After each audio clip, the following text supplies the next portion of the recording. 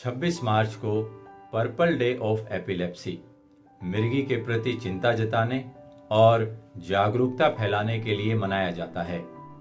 आज पूरे विश्व में इस रोग से पीड़ित रोगियों की संख्या लगभग 5 करोड़ के आसपास है और भारत में इनकी संख्या 1.25 करोड़ है। आप सोच रहे होंगे कि एपिलेप्सी, मिर्गी और पर्पल बैंगनी रंग का आपस में क्या संबंध है। विशेषज्ञों का दावा है कि बैंगनी रंग के फूल लेवेंडर में मौजूद तत्व हमारे सेंट्रल नर्वस सिस्टम को आराम पहुंचाने का काम करता है। क्योंकि मिर्गी का संबंध भी सेंट्रल नर्वस सिस्टम से है, इसीलिए इस अभियान का नाम, इस जागरूकता अभियान का नाम पर्पल डे ऑफ एपिलेप्सी रखा गया है। मिर्गी जो कोई मानसिक रोग नहीं है, ये केवल न्यूरोलॉजिकल डिसऑर्डर है।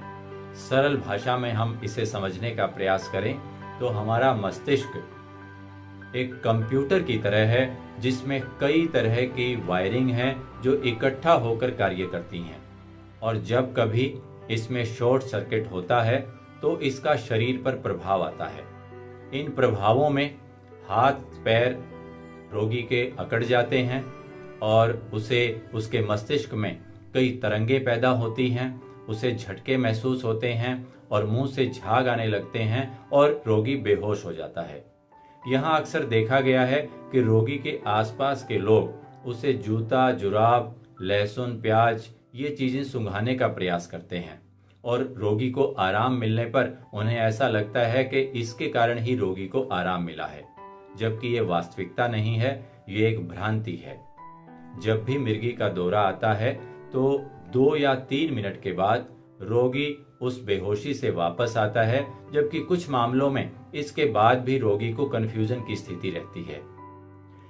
यहाँ उन लोगों से ये अपील है, ये आह्वान है कि जब कभी भी रोगी को मिर्गी का दौरा आए तो उसे इन चीजों को सूंघाने की बजाय उसे बाईं या दाईं ओर लेटाने का प्रयास करें और ऐसा करते हुए ध्यान रखें कि रोगी को किसी तरह की चोट ना आए।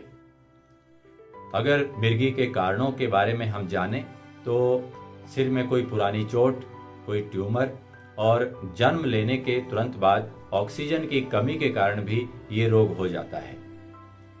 यदि हम इलाज की बात करें तो कुछ मामलों को छोड़कर केवल 25% ऐसे मामले हैं जिनमें रोगी को ताउम्र या लंबे समय तक दवाइयां लेनी पड़ती हैं, जबकि अधिकतर मामलों में कुछ समय तक दवाई लेकर और रोगी का इलाज संभव है, रोगी का इलाज हो जाता है।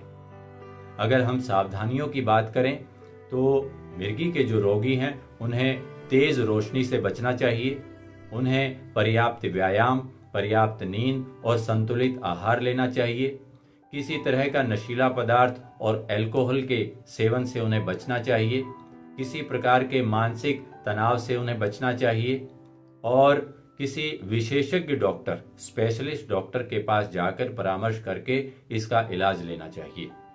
आज पर्पल डे ऑफ एपिलेप्सी के अवसर पर हमें संकल्प लेना है कि मिर्गी के प्रति जो समाज में भ्रांतियां फैली हुई हैं उन्हें हम दूर करने का प्रयास करें और जागरूकता फैलाएं ताकि भारत से इस रोग को हम दूर भगा सकें। जय हिंद, वंदे मातरम।